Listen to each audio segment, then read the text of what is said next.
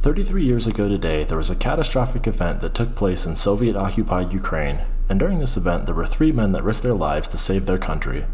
In the process, they saved much of Europe and possibly much of the world.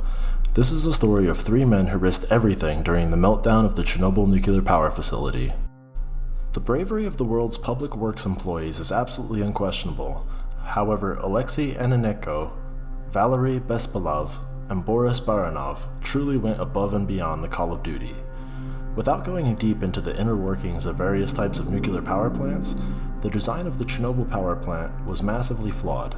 Most nuclear power plants have their water systems that contact nuclear material separate from the steam-generating water systems.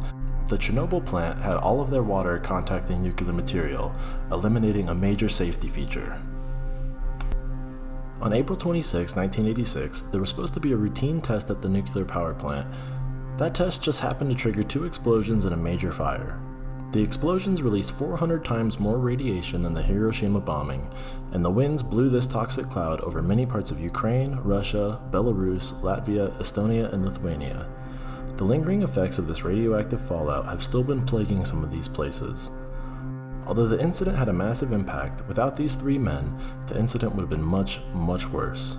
After the first explosion, the core was literally melting. Beneath the core was a concrete floor, and under that was a pool of water that was used as a reservoir for cooling water.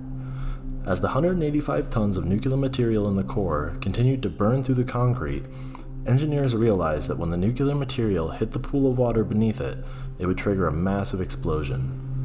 By some estimates, this pending explosion would have destroyed half of Europe and would have made large portions of the continent uninhabitable for upwards of 500,000 years.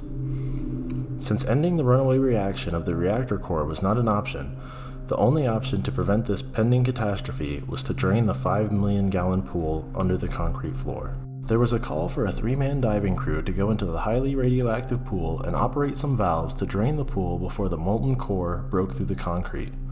Boris, Alexei, and Valery stepped forward, knowing that they would likely only survive long enough to complete the job.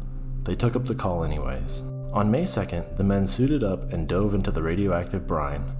2 men were to operate the valves, and 1 was to hold the waterproof light. Being 80s era technology, the waterproof light didn't last long, but it still allowed the divers to find a beam that led them to the drain valves. As someone who has worked in a plant with large water valves, I can say that these types of valves are very, very hard to operate, even when you're not in danger. Operating these valves in scuba gear, in the dark, with the knowledge that you're probably going to die, had to have been pure hell. These men still managed to pull off this insane task. By the time the molten core had burned through the concrete floor, all of the water in the pool was gone, and the potential explosion was averted. When these men surfaced from the pool, they were greeted as heroes, and reports say they were literally jumping for joy. They had saved much of Europe and millions of lives.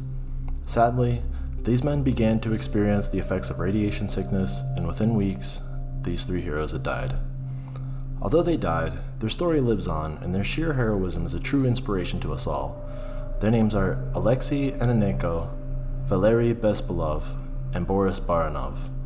They deserve to be remembered for their sacrifice to save millions of people. Thanks, boys, and thanks to all the world's public works employees. They keep the world's quality of life as high as it possibly can be. Public works employees may not run the world, but they make the world run.